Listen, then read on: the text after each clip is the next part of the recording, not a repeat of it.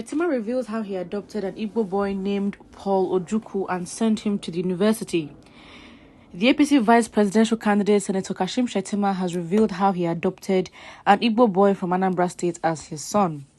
Shettima revealed this during his unveiling as the APC presidential candidate in Abuja on Wednesday, July 20th, 2022.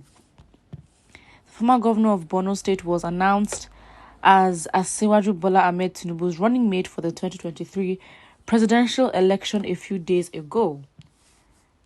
Shettima's emergence as a vice presidential candidate has been criticized by many Nigerians, especially the Christian community, who argue that it was insensitive for Tinubu to pick a fellow Muslim as his running mate. While speaking at the event on Wednesday, Shettima said his quest to become the vice president of Nigeria is not to represent the Islamic faith. The VP candidate added that he is a detribalized Nigerian who doesn't discriminate against anyone.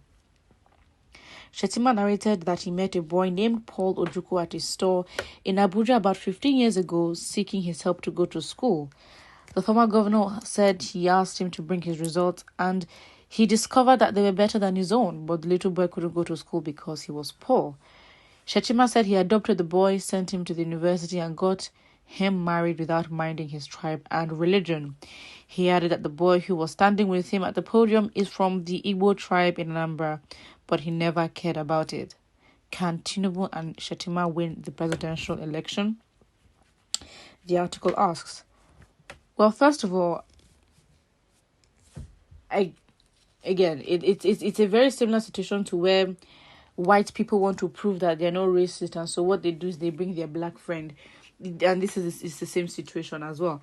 This is just tokenism, and again, it's such a shame. But you look at the black people that are being used by white people to prove how non-racist they are, and then you look at the situation. I mean, how would the Igbos or Christians even look at this? At the end of the day, it is irrelevant, and probably the guy was probably boxed in to come and represent because he's been helped by this politician to send him to school, so he might not have even had a choice whether to come or not. Because if it's me, I really wouldn't. But I don't think the Igbo boy had a choice, or the Igbo man has a choice. At the end of the day, this doesn't prove anything. I don't understand. You see, with racism, I don't think you are going to a black person. I mean, some racists can be like that. I'm likening it to racism because it's basically the same thing. It's prejudice, but at this point, it's not of your skin color or your race. But it's the same thing. It's prejudice, but your tribe. But then it's now a thing where,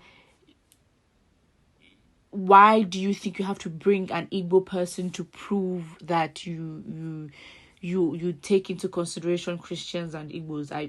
I don't understand. Again, it doesn't make you look any better. It makes you look, I don't know. Just one person wouldn't do it. If you had made major investments in the Southeast, for example, you built a school, or you invested in several businesses and several Igbo people, then you probably have, a stronger chance of being convincing of, your heart towards the Igbos. But then, again, of course, this time it is convenient for you to bring out, an Igbo man that you helped to make you look like a saint. It's not really working. I don't know who's buying it, but it's definitely not me. So, again, if that's what he's choosing to do as a strategy, that's his own. But this should be of no impact. Again, it's like you're trying to prove yourself. There are criticisms, and you're literally falling in line. I mean, you're falling in line in the regard that you are trying to prove what has been accused against you by doing the most. It's just very cringy, to be honest. It really is. Let's look at the comments. At least he helped someone from your tribe. Can't you appreciate for once? That's not the point. That he helped him makes him good. But that it makes him the best presidential candidate is not good. It's as simple as that. No one cares. If you listen, you can help as many people as you want. Why did you in the past not promote this man that you helped? Of course, it is convenient for him to parade this person that he's helped. And again, it doesn't matter, because He might have helped other people that are not Igbo and are not Christian. It doesn't take away from the fact that he's helped them. The point is the intent. You helping an Igbo person does not make you more competent, does not make you a better option. At the end of the day, it's not necessarily you that you have to prove yourself. It's really more his party, APC, to be honest. Again, you got chosen by the presidential candidate of the APC.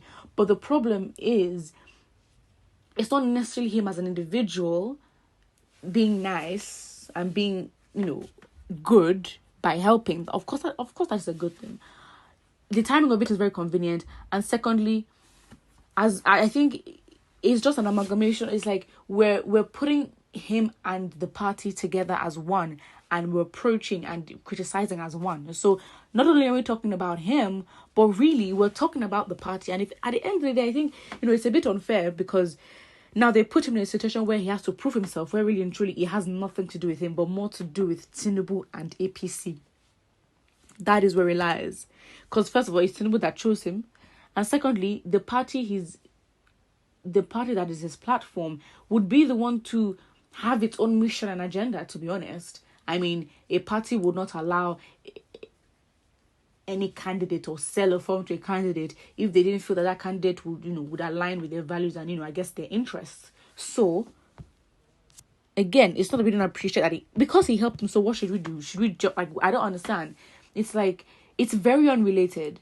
It is very unrelated. As much as, yes, it is related to him in the fact that he wants to prove that, he's not against Christians or Igbos. It doesn't do much. It doesn't hold weight, to be honest.